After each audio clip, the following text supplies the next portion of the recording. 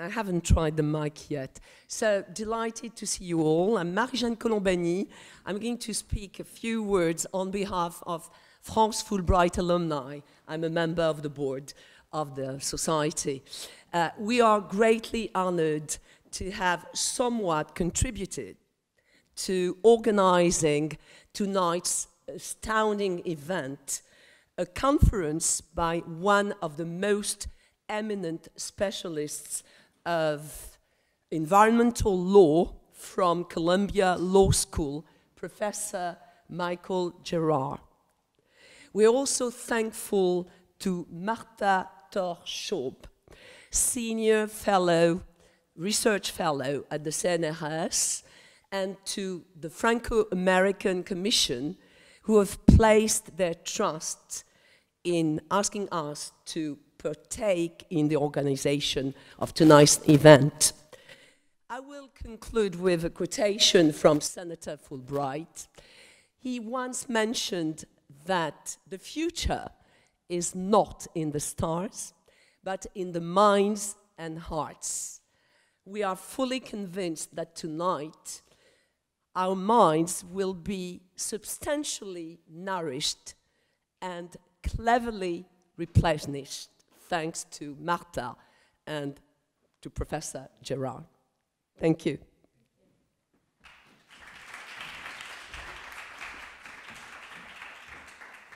Okay, thank you very much, Marie-Jeanne. Hello, everybody. Good evening. I'm really very happy and genuinely really ravi to be here tonight and to host Michael Gerard. So I just wanted to thank you first, the French-American Commission and the Fulbright Alumni Association for hosting us and for helping us to organize this nice conference. And I wanted to thank you, of course, Michael Gerard for being our host here and our guest. And he is going to give us a talk about awakening democracy, climate change activism in the United States. So maybe you wonder, what does that mean, that title? Is he going to go to talk about politics? Is he going to talk us about legal issues on climate change law? And I think that he's going to explain us, but maybe I'm wrong, the way climate change cause has evaluated during the past years in the United States, and how it's a political issue, but also a legal issue, and how both go together. Is that right? So I just would like to say that, yes, climate change is very probably a political issue, but should be mostly a legal issue, because it should be up to the interest of political and should be more an environmental interest, so a legal environmental interest, but unfortunately is mostly a political issue.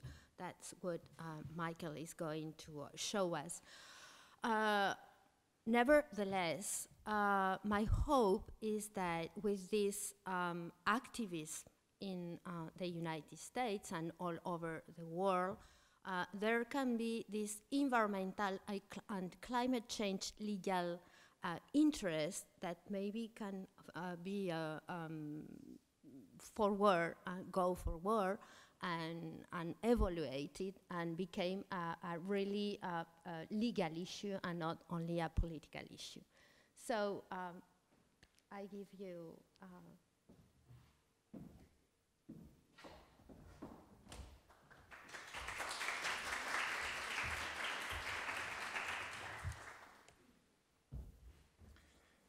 Thank you very much. It's really an honor to be here this evening.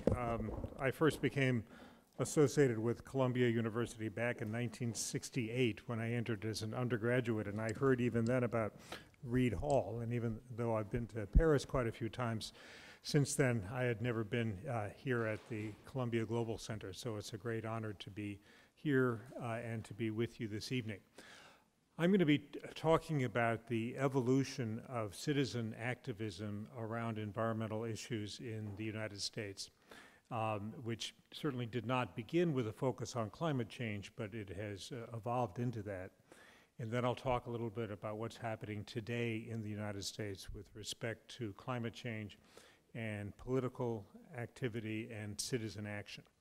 So in the 1960s, there were terrible environmental issues in parts of the United States. This is the Cuyahoga River in Cleveland, Ohio, which caught on fire from time to time.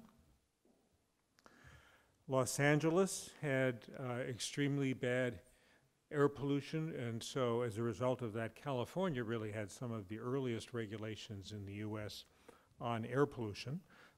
California, Santa Barbara, near Los Angeles, experienced a terrible oil spill, and many other environmental issues culminated in a great deal of citizen activism about the environment, and most prominently Earth Day in April of 1970, where millions of people all around the country demonstrated for more action on the environment, mostly on air pollution, water pollution, and solid waste.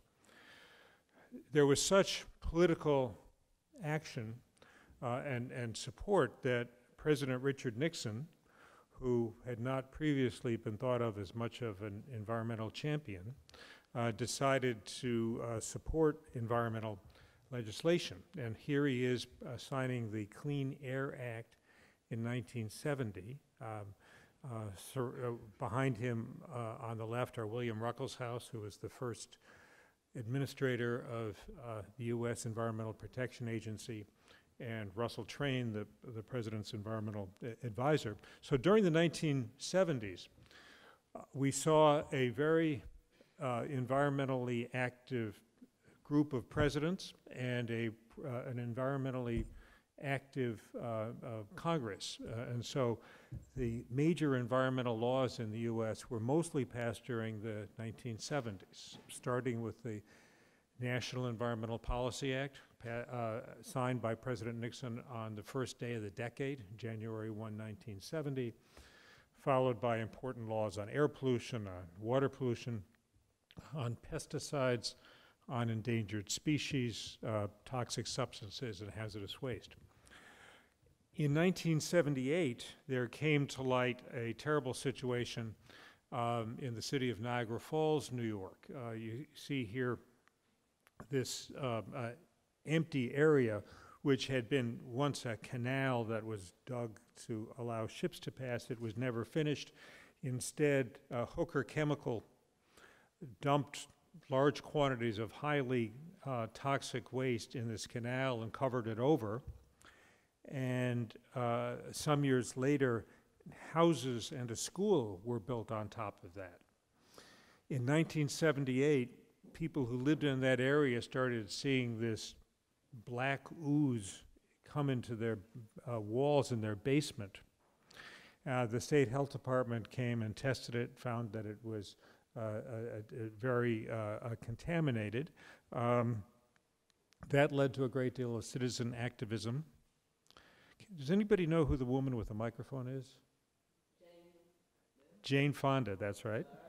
And next to her is Lois Gibbs, who was a local resident who became the citizen leader of the residents of Love Canal, and that led to the enactment of the Superfund law that's formally called the Comprehensive Environmental Response Compensation and Liability Act in 1980, which, so far as I know, is the strongest liability statute on environmental contamination anywhere in the world.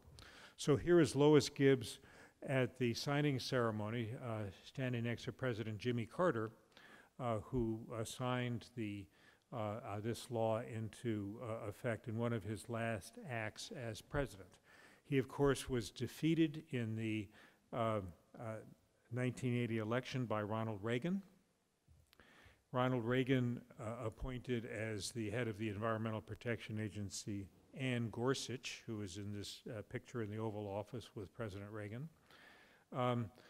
Ann Gorsuch set about to try to dismantle a lot of the environmental regulation that had been enacted under the prior presidents. But there were Democratic Congresses. She did not last very long. Her name recently became more familiar because her son, Neil Gorsuch, now sits on the United States Supreme Court. But a few years later, there was this catastrophe in Bhopal, India, where a Union Carbide pesticide manufacturing facility exploded and killed several thousand people in India. That led to the enactment of another statute in the United States. And what happened there?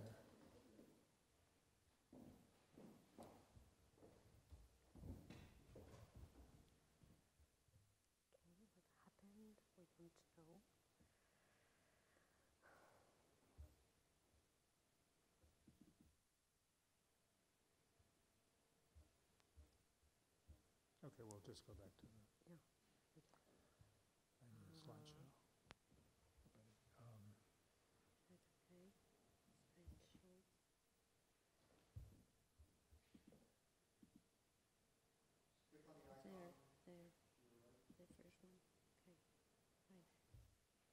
Great. Thank you. So much of this is about technology in one way or the other. So the disaster in India led to the Emergency Planning and Community Right to Know Act, which concerns notifying communities about the use of chemicals in their vicinity. Of course, President Reagan was succeeded by his vice president, the first President Bush, George H.W. Bush.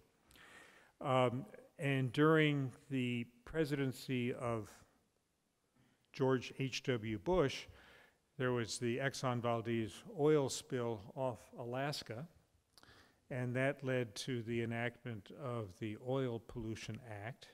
And there was also tremendous concern about acid rain, that was made acid by the air pollution from power plants and other sources that would react in the atmosphere and come down and cause a great deal of ecological damage.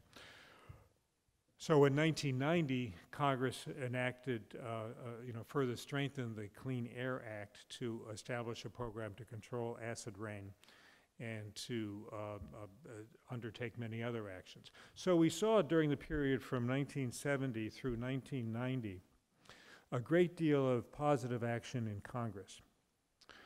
It then stopped. Something happened after 1990.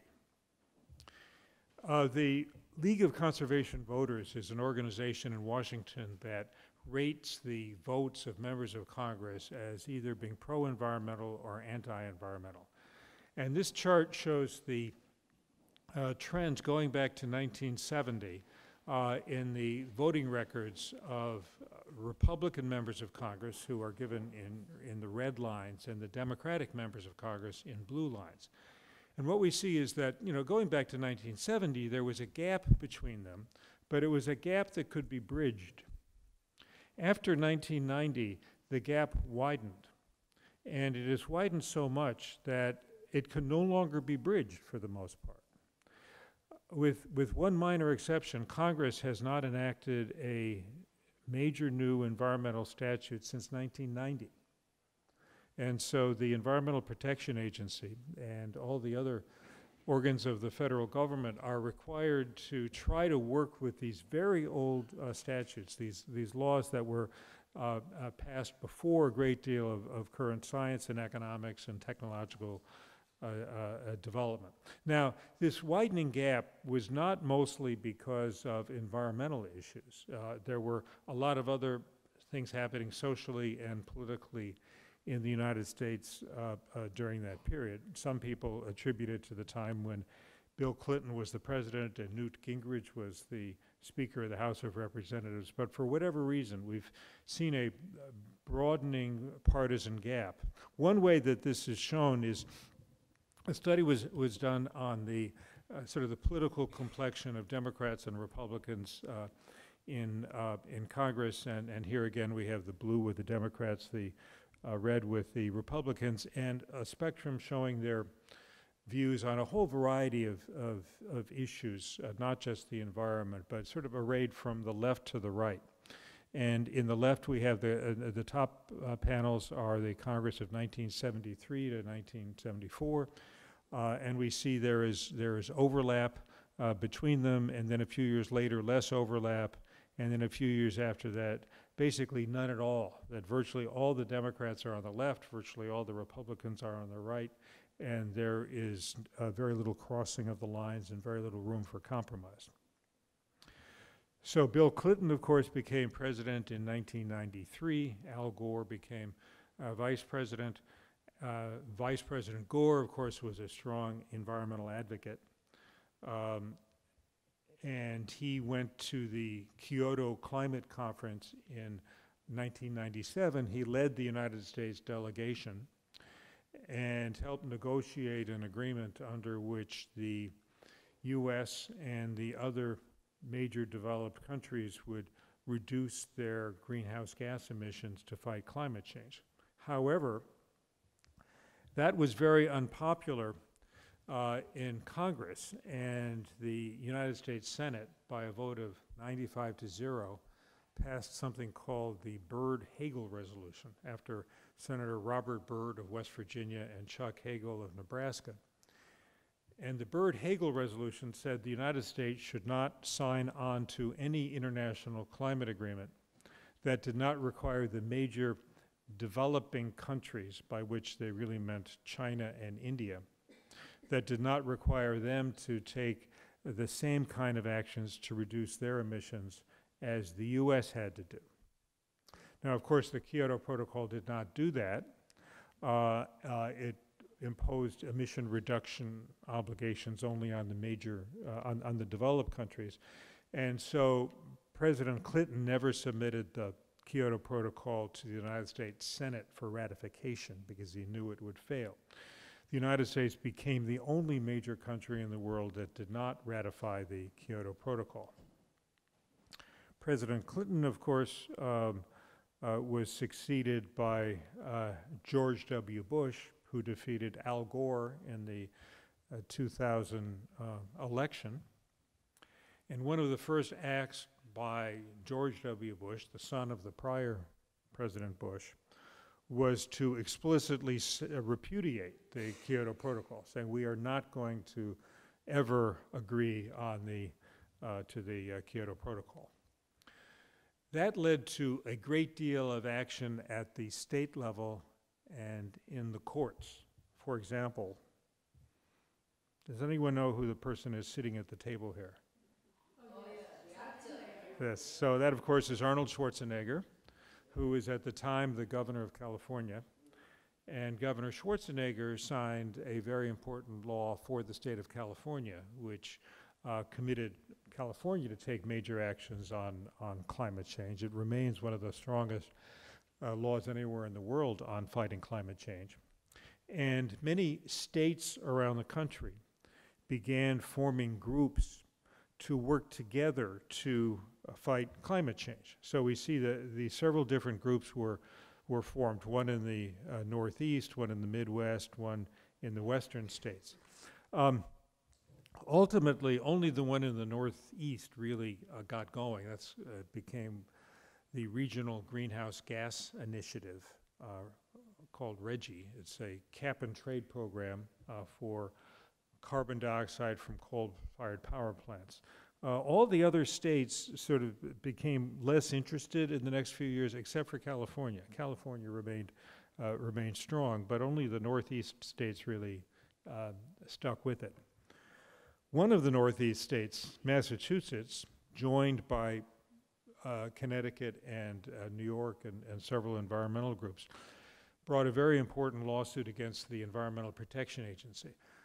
Under President Clinton, EPA's view was that the Clean Air Act of 1970 gave the EPA the authority to regulate greenhouse gases. President George W. Bush disagreed with that and told EPA to not do anything on climate change. This lawsuit emerged, and in 2007, the United States Supreme Court issued a landmark decision, Massachusetts versus EPA, saying that indeed the Clean Air Act does allow EPA to regulate greenhouse gases if EPA finds that greenhouse gases pose an endangerment to public health and welfare. President Bush did not do anything important based on this ruling. However, in January 2009, Barack Obama became the president, and he very strongly supported action on climate change.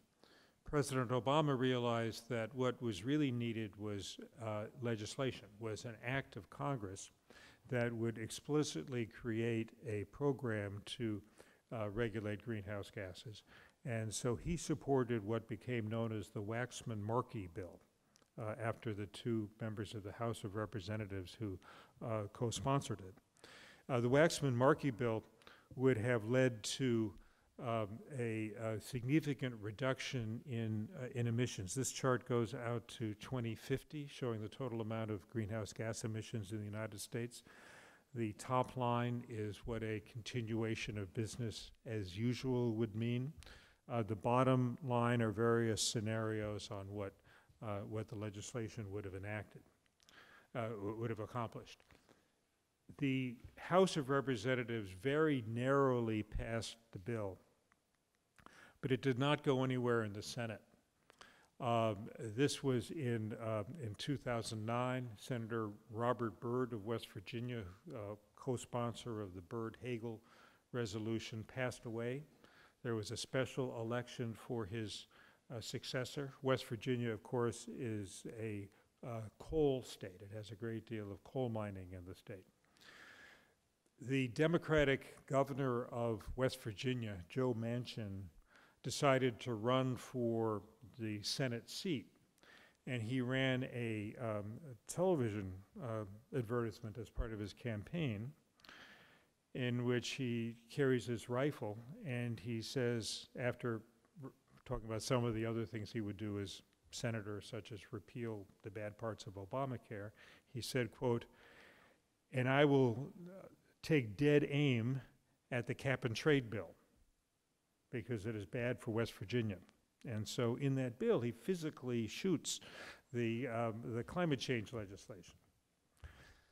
So he won. He's currently the Democratic senator from West Virginia and is now running for re-election in what has become a Republican state. We'll see what happens with that. But to show what has happened in Congress over the years since the first legislation in 1970. So 1970, the Clean Air Act, it passed the House and the Senate almost unanimously. It was strengthened in 1977, again with very strong support from both Republicans and Democrats in both the House and the Senate. It was strengthened again in 1990, again with very strong support from Republicans and Democrats. But by 2009, the Waxman-Markey bill, barely passed in the House 219 to 212, and it was never put to a vote in the Senate. They knew that they could not get the number of votes that were needed, and so it never came into law. Then when the Republicans took over in 2011 in the House of Representatives, the House began passing laws to cut away at environmental protection. So here's one example. They call it the EPA Regulatory Relief Act. It was really the EPA Disempowerment Act, and it was overwhelmingly passed in the House. The greatest political energy in the United States during that time, around 2009, especially 2010, was from a group on the right that called itself the Tea Party. And so they ran on a platform of cutting taxes, of not having the health care law that President Obama wanted to enact, not having any environmental laws or any other kind of regulation personally attacking President Obama. But they came to dominate the 2010 election, and many of their candidates were elected to the House of Representatives. In 2010, the United States had one of its worst environmental disasters, the Deepwater Horizon oil spill in the Gulf of Mexico. And although in the prior pattern that I talked to you about showed that when there's an environmental disaster, very often it leads to legislation, it leads to action by Congress. Here, nothing happened. The Congress didn't do anything after the Deepwater Horizon spill. So President Obama knew that his objective of having climate change legislation go through Congress was not going to happen. And so he began taking actions on his own without any special authorization from Congress. He was relying largely on the Clean Air Act of 1970, this very old statute that the Supreme Court had held in this landmark decision does apply to climate change. So, for example, he met with President Xi of China. He worked out an informal, non-binding agreement with President Xi that the two countries would cooperate on climate change. This cooperation between the presidents of the two largest greenhouse gas emitting countries in the world helped spur on the negotiations that led to the Paris Agreement on climate change in 2015. So President Obama came here to Paris. He very much supported international agreements. However, he knew that he could not get any international agreement ratified by the Senate, that the Senate would try to block anything that was binding, and so the U.S. could only agree to very soft provisions. The U.S. could agree to voluntary actions, to reporting, to cooperation and so forth, but could not commit to being legally bound to emissions reductions. And that's a major reason why the Paris Agreement is as soft as it is. The Paris Agreement has objectives of keeping the global increase in average temperatures within 2 degrees Celsius, 3.6 degrees Fahrenheit above pre-industrial conditions, and to try to keep it to 1.5 degrees. However, each country just puts forward its voluntary pledges of what it will do. They are not legally binding, and if they miss the pledges, there are no actions that can be taken against them. So, using his existing authority under the Clean Air Act, President Obama and EPA under him adopted a series of regulations to try to reduce U.S. greenhouse gas emissions. The most important of these was called the Clean Power Plan, and it was largely an effort to reduce the use of coal to generate electricity in the U.S. Coal was the largest single source of greenhouse gases, and so this was a plan to discourage the use of coal, to call for more energy efficiency in operations, to try to switch over to natural gas and eventually to renewables, to keep open the nuclear power plants that were opened. The Clean Power Plan was the subject of more than 100 lawsuits that were brought by industry that would be hurt by it and by the states that opposed climate regulation. And in February of 2016, a shocking decision came from the United States Supreme Court staying the plan, saying the Clean Power Plan cannot go into effect until the lawsuits have all been resolved up through the level of the Supreme Court. The decision by the Supreme Court was by a vote of 5-4. One of the 5 members of the court in the majority was Justice Antonin Scalia. 3 days later, Justice Scalia suddenly died. But the decision, and so the decision would have been 4-4, a tie, and would not have been a stay had the timing been otherwise. But this stay now remains in effect, and so the Clean Power Plan is on hold. There continues to be citizen activism on climate change in the U.S. This was the People's Climate March about 3 years ago in New York. I'm somewhere in that crowd. But it was just a, okay. All right, let me.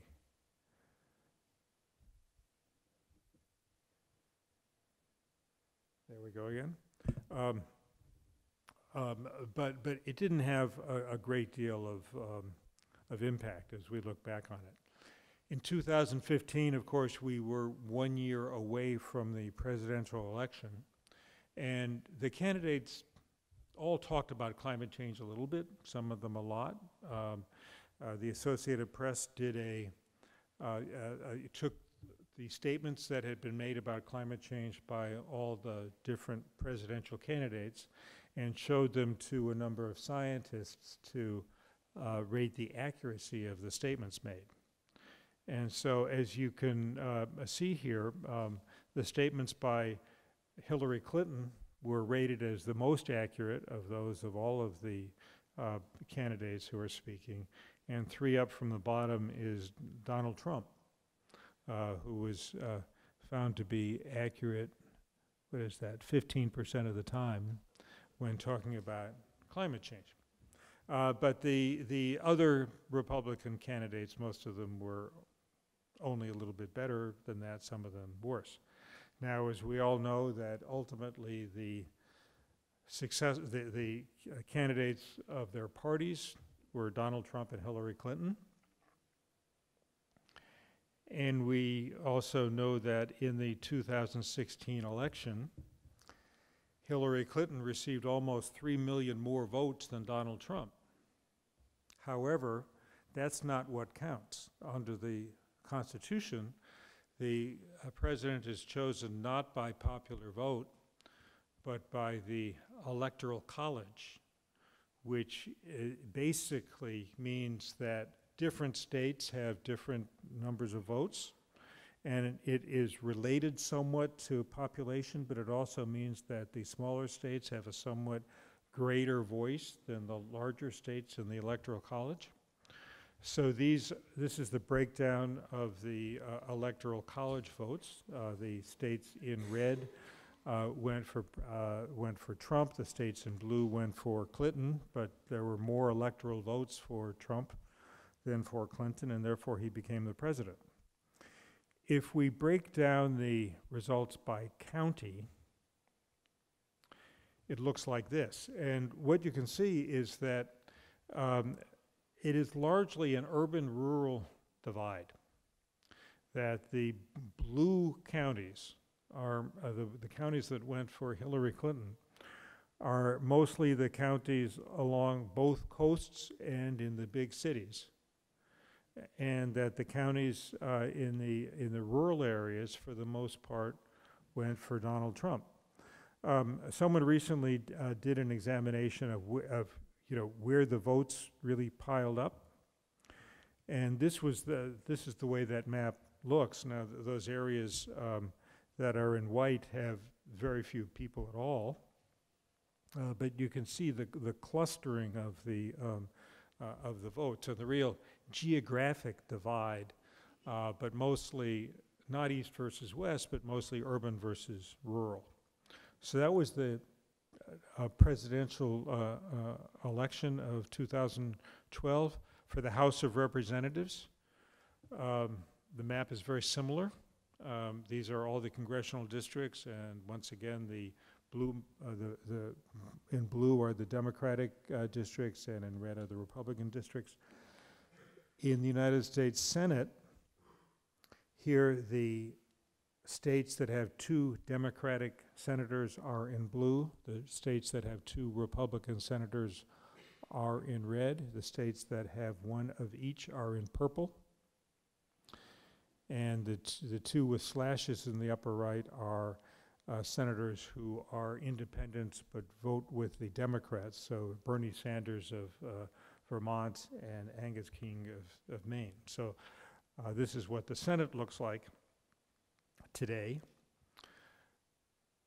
Actually not today, because there was this special election in Alabama about 2 months ago where a Democrat took over, but that was a very interesting other result. And with the governors, again, blue, the Democratic governors, and red are the Republican governors. So, as of January, we've had Donald Trump as the president. January of 2017, Donald Trump as the president, and Mike Pence as the vice president. The day after the inauguration, there were demonstrations all over the United States against Trump and Pence. This was the one in Washington, D.C. But President Trump has carried forward with his pledges in his campaign what got him elected, and one of his pledges was to try to take away a lot of the power that EPA had. President Trump appointed as head of EPA Scott Pruitt, who had been the Attorney General of the state of Oklahoma and had made his career by suing EPA, challenging all of its actions.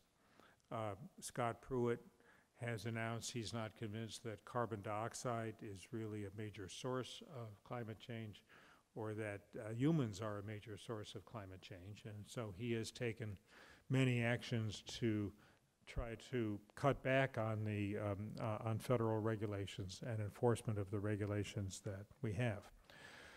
President Trump appointed as Secretary of the Department of Energy Rick Perry, who had been the governor of Texas and who has a similar view about climate change. He doesn't believe that the carbon dioxide is a major source of it. And so, as promised, President Trump has taken action to try to take apart the Obama-era regulations on climate change. So this is an event in which he's handing a pen to Scott Pruitt, his EPA administrator. Behind him are several coal miners who he promised to put back to work, which he hasn't done. And a few weeks later, President Trump announced that the U.S. would be leaving the Paris Climate Agreement. My hometown newspaper, the New York Daily News, ran the story with this headline: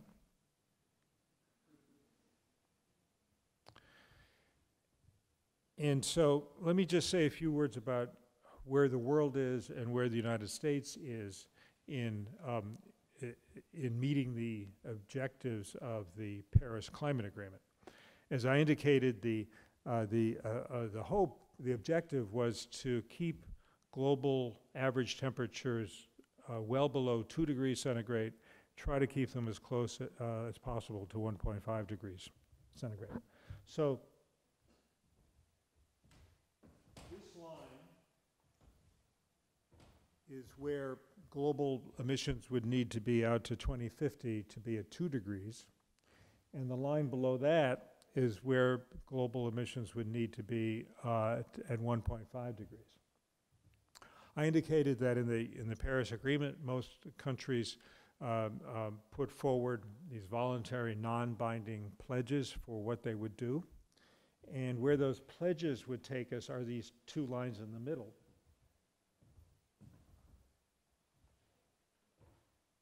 The one on the top are the pledges that are unconditional, that the countries said they would do. Below that are conditional pledges, which are pledges that some of the developing countries made contingent on getting money for it from the developed countries. A continuation, so those are the pledges. A continuation of business as usual of prior trends would be the top line. And then if instead we have some policies that are in effect but are not necessarily being implemented, we have the yellow line. So everyone recognizes that the Paris Climate Agreement is better than we had been, but it's not nearly enough, that we need to do a whole lot more in order to meet the temperature objectives. President Obama did make pledges of what the United States would do under the Paris Climate Agreement. So in this chart, you see on the left are what the actual emissions were. And the principal reason why emissions went down over the last several years is a lot of new natural gas-fired power plants were built, substituting for a lot of coal. There were also cleaner automobiles and some other factors. At the Copenhagen Climate Conference in 2009, President Obama made this pledge of achieving 12% below 2025 levels, below 2005 levels in 2020, and then in Paris, you see a range of 26 to 28%. Those were the pledges that President Obama made and that President Trump has rejected. In terms of how the U.S. is doing in meeting those pledges, there's a good deal of uncertainty about what will happen. That acronym on top, LULUCF, is land use changes in forestry. So a lot of uncertainties about a broad range, but even under the best possible scenario, we're not going to meet the Paris pledges. Even before the election, it was going to be difficult to meet the Paris pledges. The results of the election and the policies that President Trump is adopting means it's virtually impossible for us to meet those pledges. And those pledges were not nearly enough. The pledges just went out to the year 2025. If we go out to the year 2050, what this chart shows is you see actual emissions and the Paris pledges. This is what the Waxman-Markey bill would have accomplished. The Waxman-Markey bill, had it gone into effect, would have gotten us down to there by 2050. And that's where we really would need to be if the U.S. is going to be on track over the long term for the Paris pledges. So President Trump and EPA Administrator Pruitt and the others have been taking many actions to try to deregulate, to try to take away regulations. At Columbia Law School, at the Saban Center for Climate Change Law, which I direct, we, on Inauguration Day, set up this website, the Climate Deregulation Tracker, which keeps track of all the various actions that that are being taken. The election has also led to a lot more support for environmental organizations. So the Sierra Club, one of the leading environmental groups, has succeeded in raising a lot of money. One of the major donors is Michael Bloomberg, the former mayor of New York City, who has given by now about $65 million toward what he calls the Beyond Coal campaign, which had the objective of first trying to block the construction of any new coal-fired power plants. That has largely succeeded. Nobody's building new coal-fired power plants in the U.S. anymore. Now, a lot of that is because of cheap natural gas and cheap renewables, but that's definite progress, and it's now working to shut down the existing coal-fired power plants in the U.S. There's still about 400 of them left. Citizen suits are an important part of the legal picture in the U.S. Our theme today is citizen activism, so citizen suits are a very important element of that.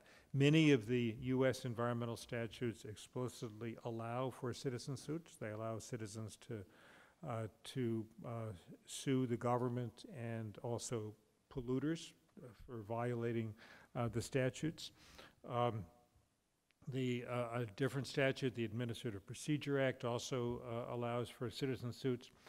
And one difference between the legal system in the U.S. and that in most other countries, including France, is that in the U.S., if a citizen brings a lawsuit and loses, the citizen does not have to pay the other side's lawyer's fees. Whereas in most parts of the world, they would. In most parts of the world, the loser in any litigation pays the other side's legal fees.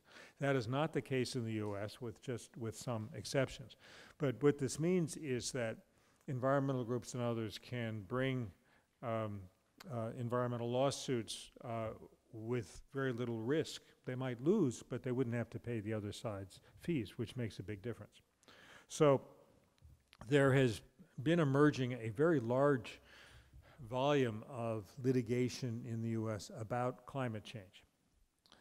Some of it is trying to defend the regulations that were enacted during the Obama administration, those that are still on the books and that others are attacking. There are many lawsuits that are challenging efforts by the Trump administration to repeal or delay or not enforce the regulations that were enacted under President Obama. And some of these suits, most of these suits are still in their early stages and have not been decided, but some of them have been decided, and there have been some important victories by environmental groups, mostly on procedural grounds, mostly that the Trump administration did not follow the right procedures, hold public hearings, invite public comment, explain its reasons, and so forth. So some of these victories by the environmental groups are likely to be temporary as the Trump administration goes back and fixes the problem. But these lawsuits are being filed every time there's a new action by the Trump administration. There are also a lot of lawsuits being brought challenging fossil fuel projects such as pipelines for oil or natural gas and power plants, export terminals, and also lawsuits follow challenging actions by the federal government to lease out its land, some of it onshore, some of it offshore, for oil and gas drilling and coal mining. Some of these lawsuits also have been successful in stopping, at least for now, those activities. In the late 2000s and early 2010s, there were a handful of lawsuits that were brought against fossil fuel companies, mostly oil and gas and coal companies, seeking money damages for climate change, saying that that climate change is happening because of the burning of these fossil fuels, and the oil companies and other fossil fuel companies should pay. The most prominent of these cases was brought by the village of Kivalina, Alaska, against ExxonMobil and several other companies, saying that the ice around their peninsula was melting and the village would have to relocate inland, and they wanted the oil companies to pay for it. That lawsuit and all the other similar lawsuits were dismissed in court, mostly because the courts found that the Clean Air Act of 1970 gave EPA the exclusive power to regulate greenhouse gases, that even money damages would be similar to setting what is an appropriate level, and the federal courts should not do that. That was beyond the power of the federal courts. So those lawsuits went away. In the last year, we've seen it's now a total of 9 new lawsuits with only slightly different theories. They're relying mostly on state common law rather than federal common law nuisance. And their argument is that the state common law actions may go forward. So these were 8 lawsuits filed in the California state courts by cities and counties in California, and 1 filed by the city of New York in federal court in Manhattan. All these cases are at an early stage, and there are no substantive decisions. However, 2 weeks ago, in the case brought by San Francisco and Oakland, the federal judge in San Francisco said this case should go forward. It belongs in federal court. And the judge called for a presentation to him next week on climate science. So there's going to be a 5-hour presentation. The plaintiffs will have half the time, the defendants will have half the time. I think it will be televised. It's going to be really interesting to see. But this will be one of the first times that actually climate science has been presented in a United States courtroom. So I don't know how all these cases will turn out, but it's going to be fascinating to watch. There's another set of cases that were brought under a different theory. There's something called the public trust doctrine, which is derived from old Roman law, from the Justinian Code, with the idea that the government, the sovereign, has an obligation to protect waters and forests and other features of the natural environment. So these theories say that this, the public trust doctrine applies to the atmosphere, and that as a result, governments have an obligation to protect the atmosphere from dangerous climate change. So many of these lawsuits were dismissed, but one of them has survived so far. It's called the Juliana case, brought by several young people to emphasize that it's the next generation that is really affected. One of those young people currently is an undergraduate in Columbia College and is taking one of my courses, which is interesting. And so the Trump administration made an effort to shut down that case. 2 weeks ago, the Ninth Circuit Court of Appeals said no, the case should go forward. So we may have another trial in that case coming up. Again, I don't know how it will turn out, but that too will be interesting to watch. There are also lawsuits that have been brought challenging the failure of various companies to prepare for the climate change that may be coming. And we're seeing also litigation on the construction of new renewable energy plants, which of course have to be a central part of the solution. As there was during the George W. Bush, Dick Cheney years, there's now a great deal of activity at the state level. One of the most effective measures that actually has been going on for years are called renewable portfolio standards, under which electric utilities have to derive a certain percentage of their electricity from renewable sources. So 29 states have adopted these renewable portfolio standards, and they have been a very powerful legal structure for encouraging more construction of renewable energy facilities. California continues to be in the lead. This is Governor Jerry Brown of California announcing the latest measures that they are taking to radically reduce their emissions. Many states are taking action. This is a collection of mayors from around the United States who've gotten together to pledge action at the city level on climate change. Another thing that has happened, unfortunately, is that many of the climate scientists, the people who have who really discovered the problem and have been pointing out the kinds of solutions that are necessary, have been under legal attack and political attack by the people who don't want climate regulation. That led to the creation of the Climate Science Legal Defense Fund to help out climate scientists who are under attack. They've joined with us at Columbia. We work with them very closely. And the Climate Science Legal Defense Fund and the Sabin Center for Climate Change at the law school, on the first anniversary of President Trump's inauguration, released this additional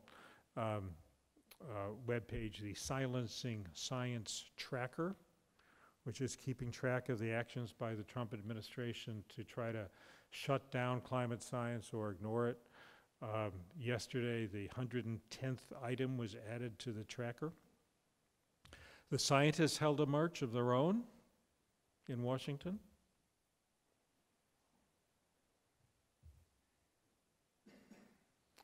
But the and there's a great deal of unhappiness in many quarters about the Trump administration as well. So these are, demonstrations that were held on the first anniversary of the inauguration. I would say that the two principal sources of political energy against the Trump administration are not coming from climate activists, but are coming from on two other issues. One is the Me Too movement, the movement against sexual harassment, especially in the workplace, that has really gotten a lot of attention in the last few months. And the other is on guns. So this is an analysis of the countries with the most guns per capita. The U.S. is far and away number one, exceeding by a wide margin number two, which is Yemen. We've had this horrible series of school shootings. And about a month ago, one in Florida, which killed 17 students and teachers. And one difference about this is that the students started speaking up.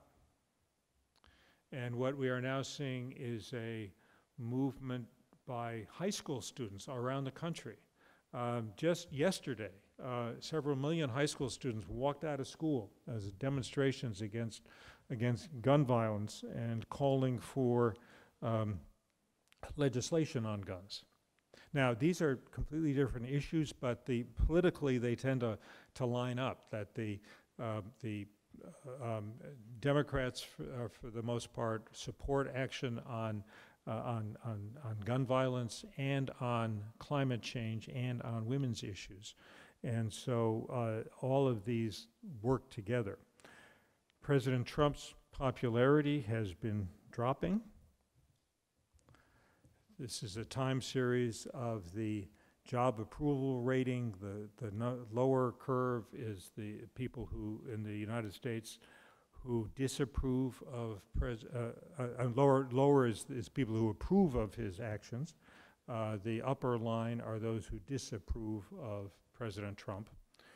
And one phenomenon we're also seeing is that many of the people who disapprove of President Trump disapprove of him intensely. And that is likely to lead to more turnout and more political activism. Just earlier this week, there was a special election in Pennsylvania in which a Democrat won in a district near Pittsburgh that had overwhelmingly gone for President Trump during the 2010 election. And so there is a great deal of activity trying to elect more Democratic representatives and more Democratic senators. And there's the next election is this coming November. And there is a real possibility that control of the House of Representatives at least will change to the Democrats, but we won't know until it happens. Finally, and this is my last slide, there is one additional cloud that is hanging over the Trump administration, and that is the investigation by the special counsel Robert Mueller into whether there were inappropriate ties between the Trump administration or the Trump campaign and Russia and various other activities. So this is also getting a lot of attention. Nobody knows how any of this will turn out, but it is, and even if President Trump doesn't serve out his full 4 years, his vice president, Mike Pence, has very similar policies on most substantive matters, including climate change, but it's certainly a time of great uncertainty in United States politics, including about the future of climate policy. So with that, I think I'll stop, and we'd very much welcome your questions. Thank you.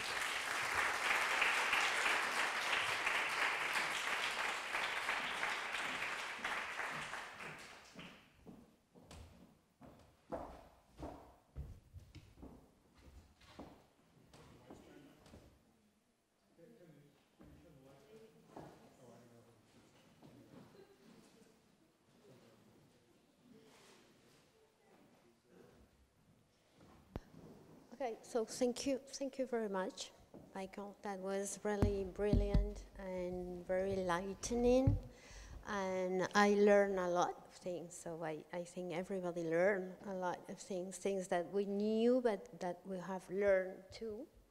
And you put it all together and in a very brilliant chronology. So now everything is really clear.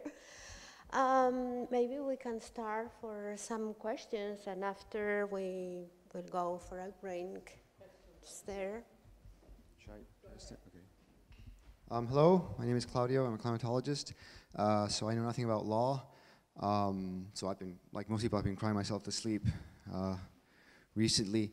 And I don't remember all the names, but there's a village, you said a village in Alaska that tried to sue the government because of melting of ice. And the response was the federal court system replied that this should be something that be governed or treated by the EPA. And my question is, does this mean that when the EPA goes back into intelligent hands, they can deal with this in some more positive way? Should we be hopeful?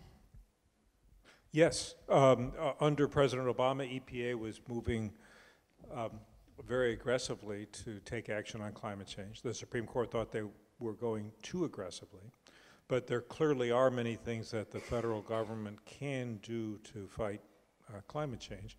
And if we have a change in national administration, I think they will get back on track to try to do that, which is not to say that it will be enough to prevent serious climate change, but I am hopeful that the next president who supports action on climate change, that EPA will then continue its actions.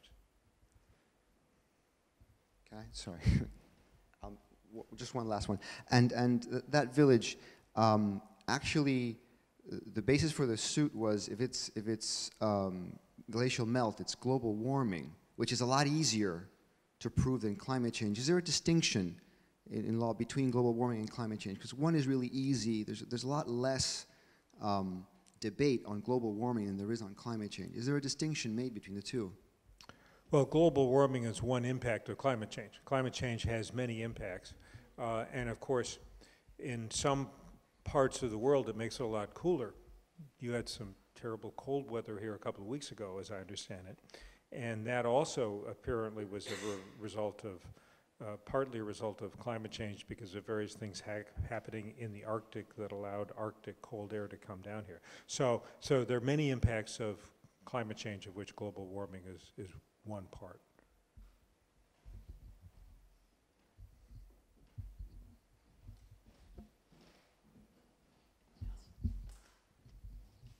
Thank you very much for your talk. You said there is like a very strong disagreement, political disagreement between Republicans and Democrats voting for or taking actions, political actions for climate change. But among the population, the American population, what's the opinion on climate change and how does it rank in terms of preoccupation among others? And also, is there also a difference between ages in terms of opinions? Do younger care much? Is it more important for them? Do they agree with politicals? Yeah, so the latest polls I've seen have about 2/3 of the American public wanting action on climate change. Younger people want it more than older people. So there is an age divide, which suggests that in the years to come, the percentage will be greater than that. But of course, another very important factor in all of this is the U.S. law on campaign finance that allows big companies to give very large amounts of money to political candidates. And that also has an effect on votes. That's an additional issue. And of course, when we see most Americans believe in climate change, again, it's not geographically even. It tends to be more concentrated in the urban areas. But we are seeing an increasing percentage of people, especially of young people, support action on climate change, which gives me hope for what will happen in the years to come.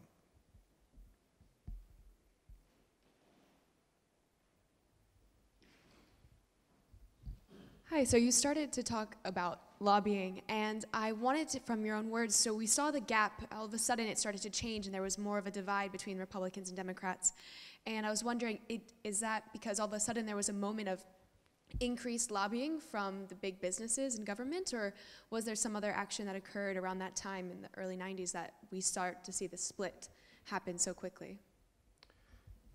So something happened with the political culture in Washington, largely during the Clinton administration, when the parties became more antagonistic to each other.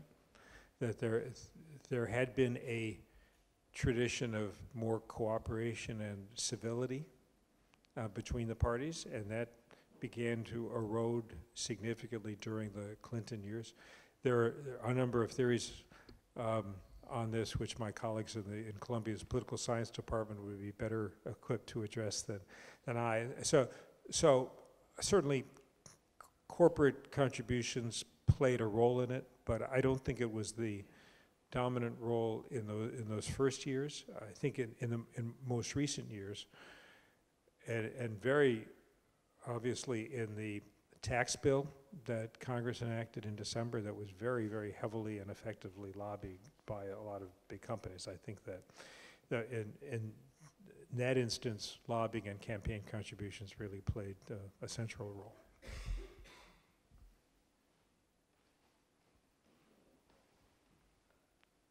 There are more questions? Yes, I will ask a brief one. I don't think I need a mic, but still, thank you. I was wondering if you could briefly assess the part played by the so-called civil society in the US against climate change, or the part they play in the fight against maybe government's decisions? Civil society is playing an absolutely central role in all of these debates. And civil society is more important now than ever. It's also been observed that the last year or two have seen a decline in the, what shall I say, in the accuracy of many statements made by many politicians and office holders and parts of the news media, and it's very important for civil society to be out there to set forth what the true facts are, to try to keep people honest.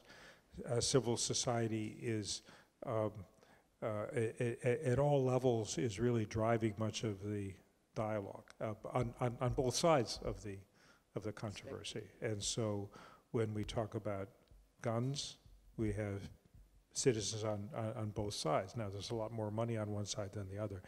But in many other issues, civil society has for decades played a central role in US politics, and probably as much now or even more so than ever. Thank you.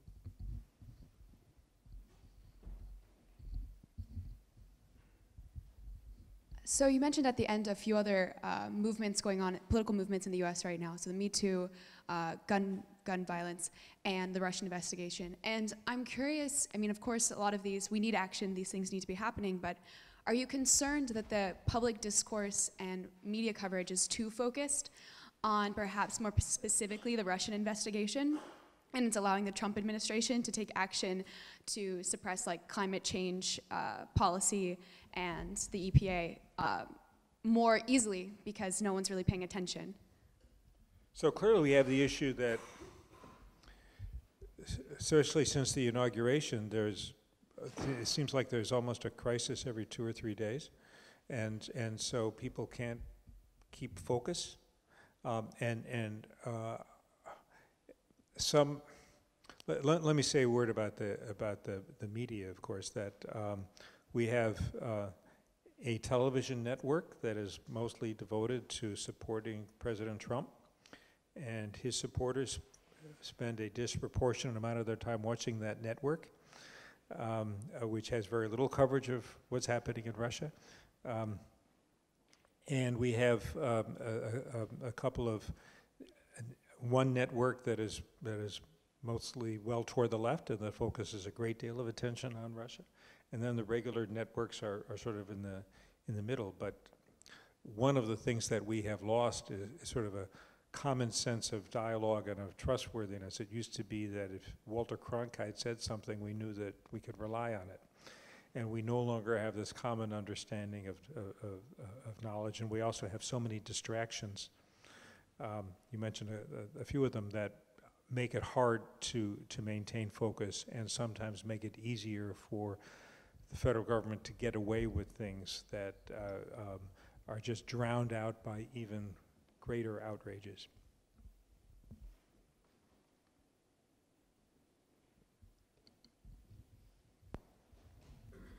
Sorry, a second question. I think the right part of the room is not very active. I was surprised when I was not aware for the charts showing that actually the green gas emission in the US is going down.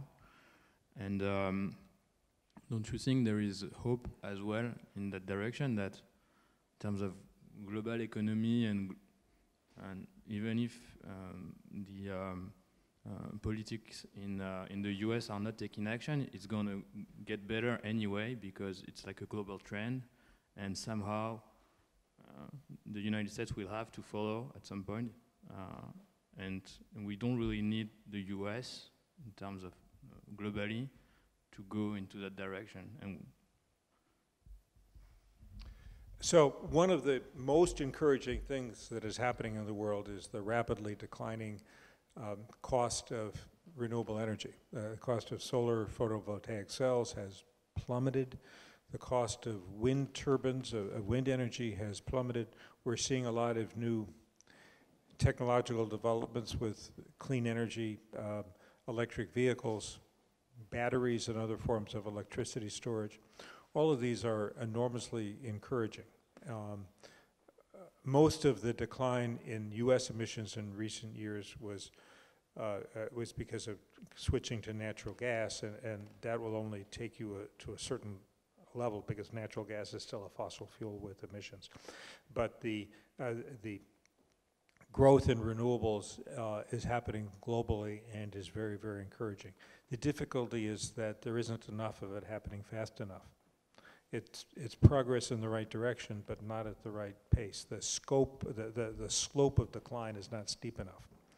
In order to have a steep enough decline, I think we need legislative action that the market forces and the technological developments are very much in the steps in the right direction, but they don't reduce the emissions fast enough to meet the Paris temperature goals. I wanted to ask you a question.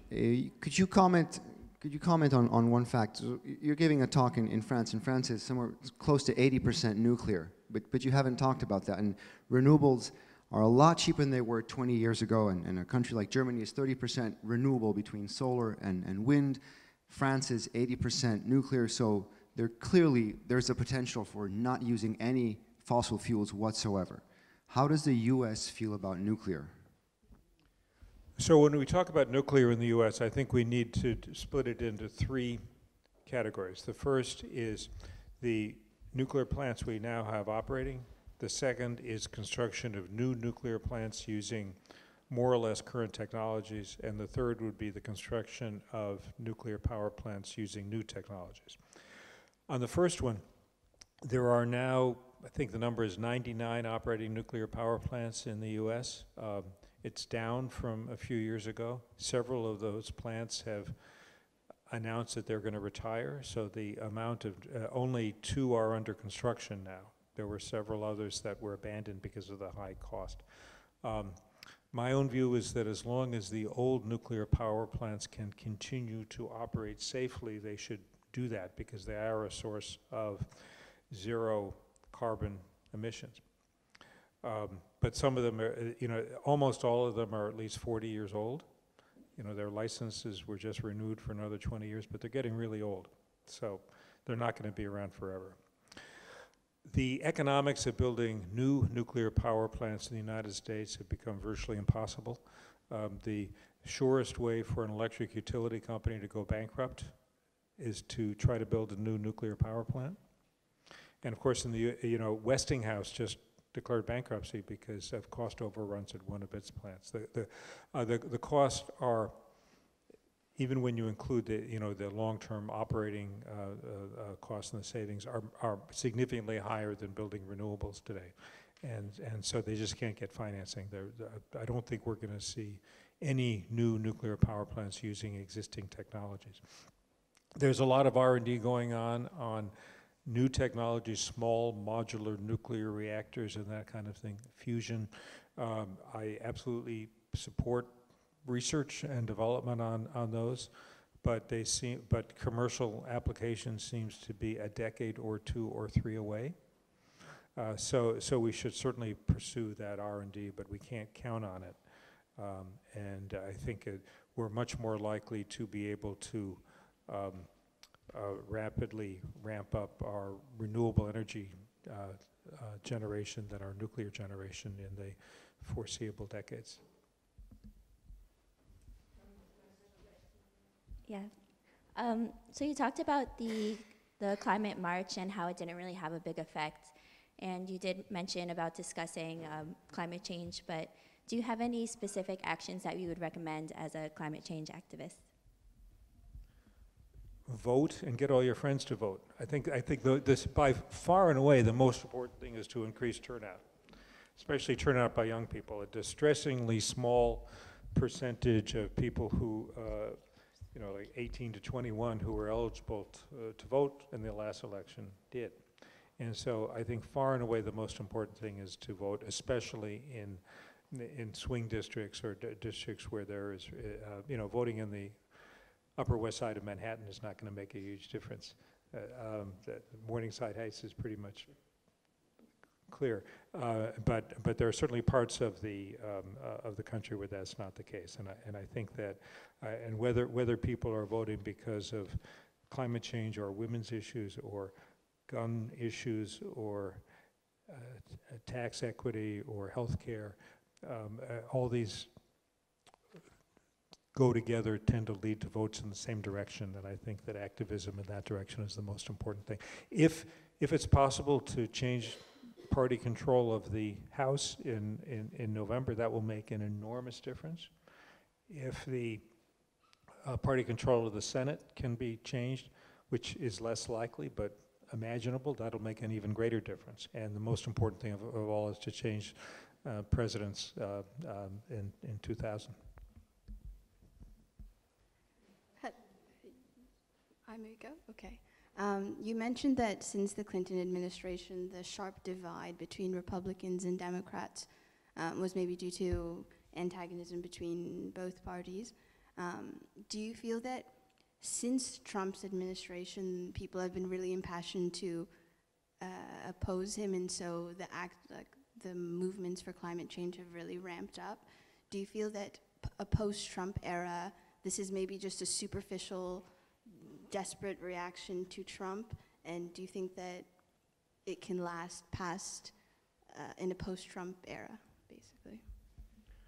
Well, that's a really good question, and I wish I knew the answer to it. I mean, if you could imagine a president who has the same policy stances as Trump, but is much less personally divisive, such as Mike Pence, who may become president, who knows? I think some portion of the antagonism and the divide would go away. I think there are a lot of people who just can't stand Donald Trump. And the question is how many people will stay with those sort of political views if the personal element of it is not present as much, and I don't have an answer to that. One more question, which is my question. You said that a judge asked very recently for a state of the climate change science, which is of course something very new, unexpected, and also we are all very curious to know what does that mean and how we are going to do that. So my question is, do you think that judge asked that because he wants to have proof in front of everybody that definitely climate change is happening, or on the contrary, to prove that another climate change science can be done in the United States, denying that climate change is actually happening? Or, I mean... So this particular judge, William Alsop, was appointed by President Bill Clinton. I don't think that he starts out as a climate denier and is trying to oppose that. He's a very unusual judge. He's known for, as a hobby, he does computer coding. He's very technologically savvy. He's tried several of the cases involving the tech industries in Silicon Valley. So he's a very smart, he clerked for Justice William O. Douglas, a Columbia Law School graduate many years ago. But I don't think that he wanted to sort of bring out climate denial arguments. I think he genuinely wants to know. He really wants to educate himself. But I think that that is a good sign, because I think he will read the material and think about it, and once he does that, he will be convinced that all these issues are really very serious. Just the last question.